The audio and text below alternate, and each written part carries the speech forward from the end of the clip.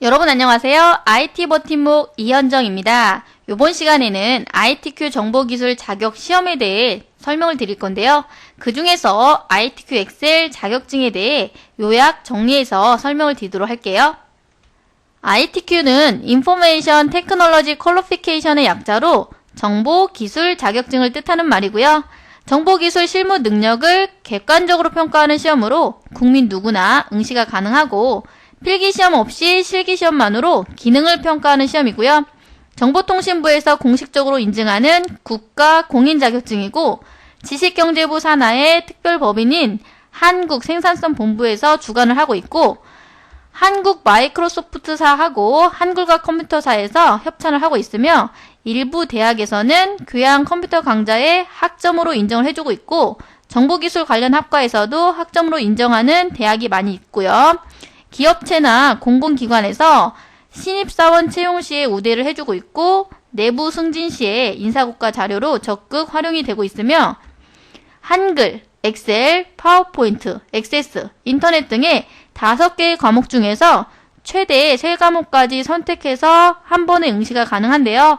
5개의 과목 중에서 3과목 이상 A등급을 받으면 OA 마스터 자격증을 추가로 신청할 수 있고요. 2013년 4월, 7월, 10월 정기시험에 한해서 한컴 오피스, 한셀, 한쇼 프로그램이 추가되었습니다.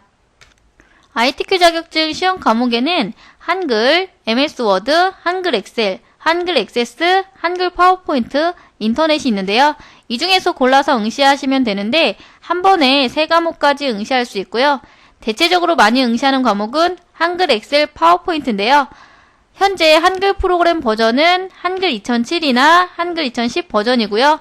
MS 워드나 엑셀, 액세스, 파워포인트는 MS 오피스 2007 버전이나 MS 오피스 2010 버전으로 응시하시면 되고요.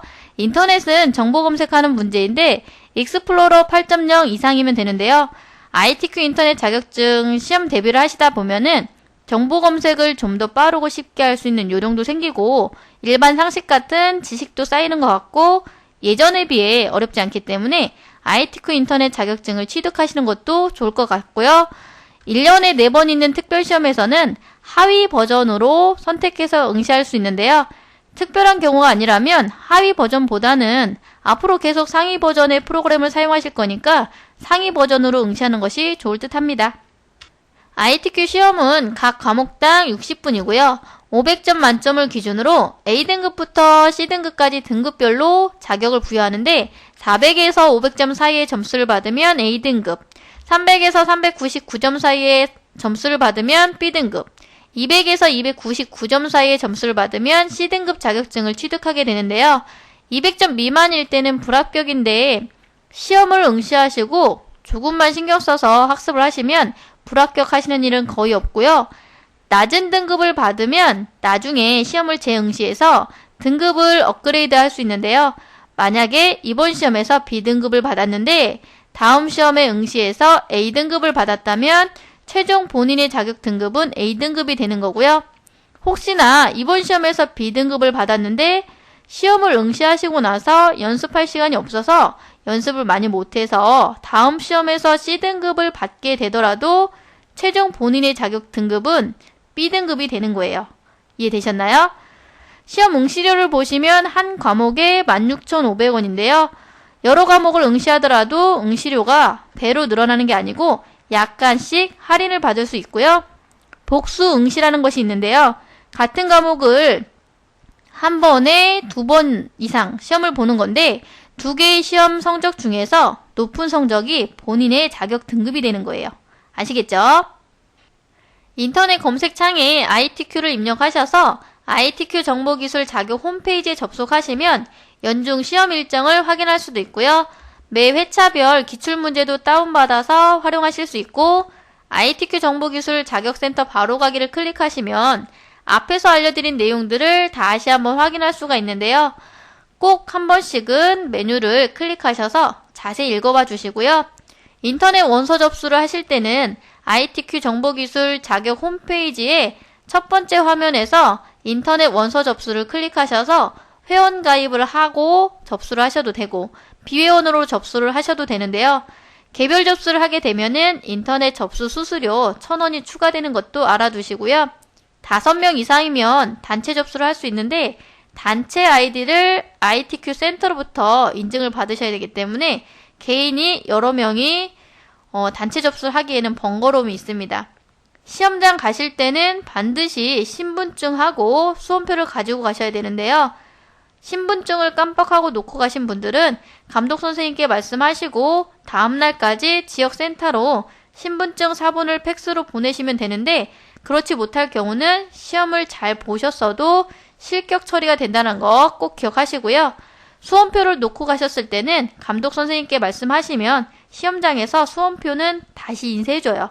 아시겠죠? 자, 이번에는 ITQ 엑셀에 대해 알려드릴 건데요. ITQ 엑셀 시험은 제1작업부터 제4작업까지 4개의 시트를 작성하셔야 되는데 제1작업은 표 서식 작성 및 값 계산으로 240점이고요. 제2작업은 고급 필터 및 표 서식으로 80점인데 고급 필터 문제 대신에 목표값 찾기 및 고급 필터 문제로 바뀌어서 나올 수 있고요. 제3작업은 정렬 및 부분합으로 80점인데 정렬 및 부분합 문제 대신에 피벗 테이블 문제로 바뀌어서 나올 수 있습니다. 제4작업은 항상 그래프 문제가 나오는데요. 100점이 배점되어 있고 실제 기출 문제를 보면서 확인해 보도록 할게요.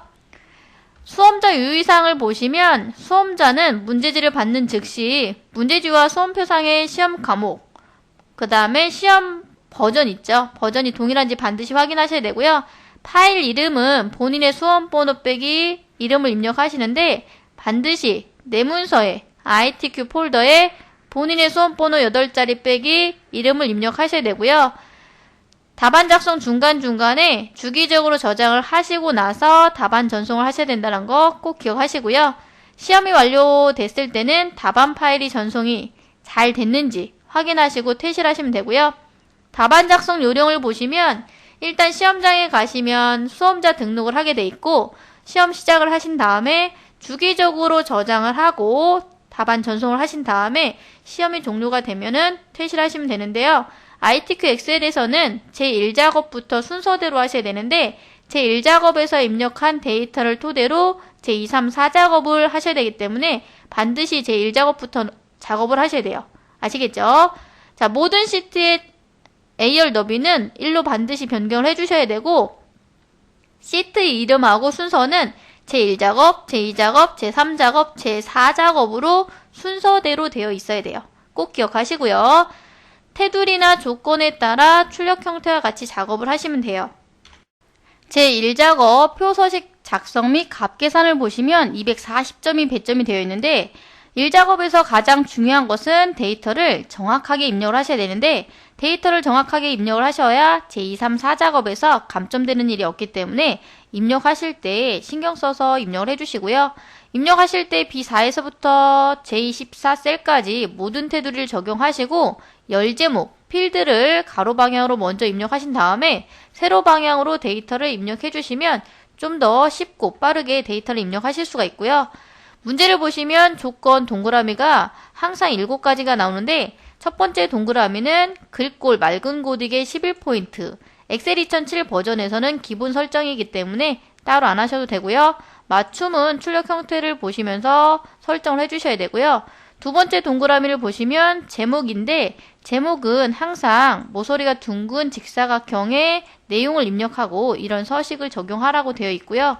세 번째 동그라미를 보시면 결제란을 작성을 하셔야 되는데 결제란은 카메라나 그림 복사 기능, 편리한 기능 둘 중에 하나 골라서 하시면 되고요. 중요한 것은 반드시 원본을 삭제하셔야 된다는 거 꼭 기억하시고 네 번째 동그라미를 보시면 항상 특정 영역에 주황으로 채우게 하시오 라고 되어 있고요.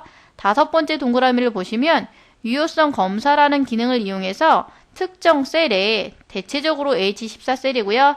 예약 코드 B5에서부터 B12까지 입력한 요 데이터가 H14셀에 직접 입력하는 게 아니라 세모 표시가 생겨서 그 세모 표시를 누르면 목록으로 생기게끔 하셔서 선택할 수 있도록 하라는 기능이고요. 셀 서식을 이용해서 특정 영역에 있는 데이터 지금 문제에서는 여기 날짜죠. 날짜가 연월일이 다 들어가 있는데 연도는 생략하고 월일만 표시하라는 얘기고요. 그 다음에 D5에서부터 D12까지라는 특정 영역에 행사 구분으로 이름 정의하는 문제가 항상 나오고 있다는 거 꼭 기억을 해주셔야겠죠. 조건이 끝났으면 문제 양가로 1번부터 6번까지는 항상 함수 문제가 나오는데요. 지금 출력 형태의 양가로 1, 양가로 2, 양가로 3 이런 식으로 들어가 있는데 요거는 직접 입력하는 게 아니고 함수 부분에 있는 문제를 요 부분에다 하란 얘기죠. 1번 문제를 보시면 계약일을 일자죠. 일자를 계산을 하셔야 되는데 데이트 미드 함수를 이용해서 연, 월, 일을 계산하라는 얘기고요. 2번 문제는 수식을 알려줬는데 이 수식 중에서 특정 부분은 if 함수를 이용해서 계산을 하라는 얘기고요. 3번 문제를 보시면 자주 나오는 함수인데요. count if 함수가 나왔고요. 4번 문제는 라운드 d 에버리지 함수를 이용해서 계산하라는 문제가 나왔고 5번 문제는 max 함수, 아주 간단하고 쉬운 함수죠. 6번 문제는 항상 빠지지 않고 나오는 VLOOKUP 함수인데요. VLOOKUP 함수는 ITQ 엑셀 문제에서 이전 버전에서도 마찬가지고 상위 버전에서도 거의 빠지지 않고 나오는 함수이기 때문에 반드시 익혀주셔야 되고요. 7번 문제는 항상 조건부 서식이 나온다는 거 꼭 기억해 주시면 되겠죠?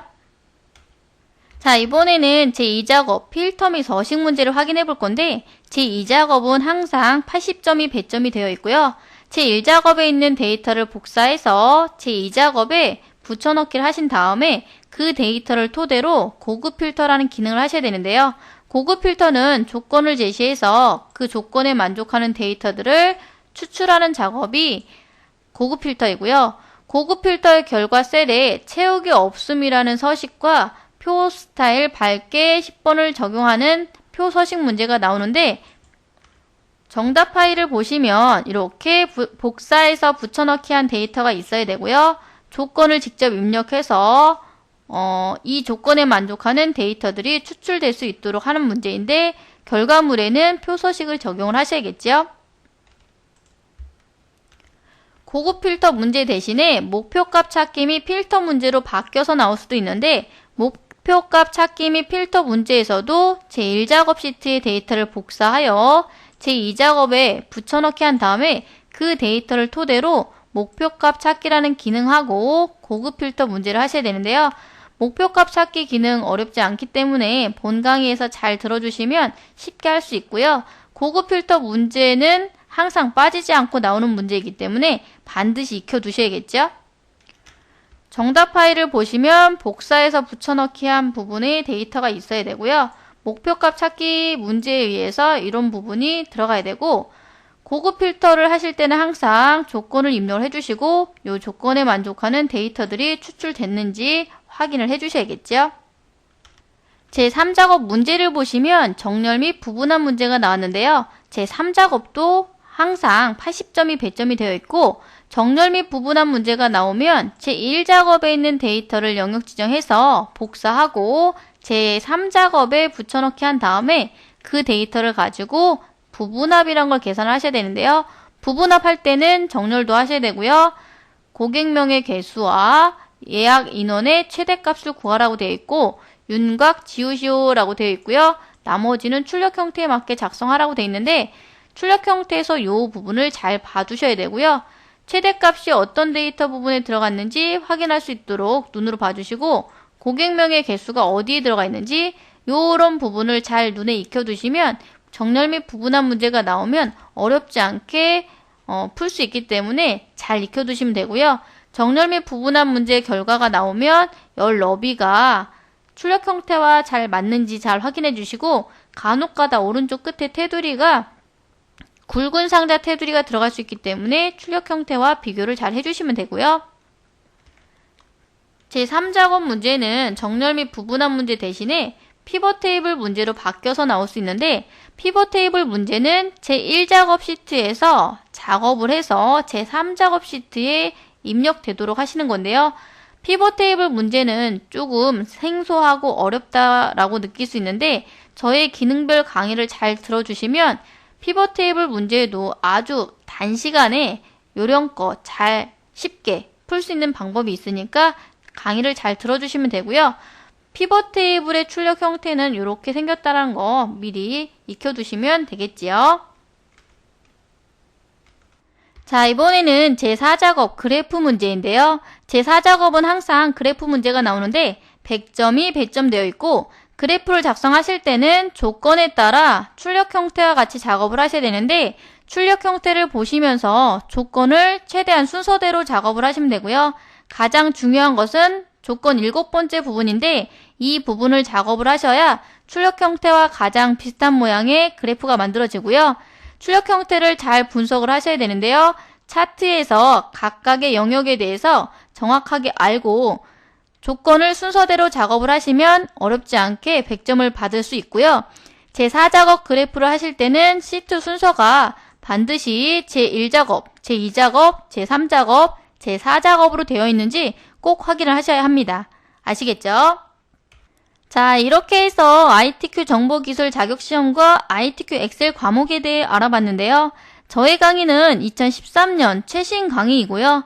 강의 화면 구성이나 첨부 파일에 많은 정성과 노력을 기울여 제작한 강의이기 때문에 저의 강의를 처음부터 끝까지 꼼꼼하게 잘 들으시고 실습을 한 번 이상 해보신 분들이라면 반드시 A등급으로 합격하실 거라 확신을 하고요. 저의 강의를 들으시는 여러분 모두가 A등급, 이왕이면 500점 만점으로 합격하시길 기원하고요. 강의 들으시느라 수고 많으셨습니다. 본 강의에서 다시 만나 뵐게요.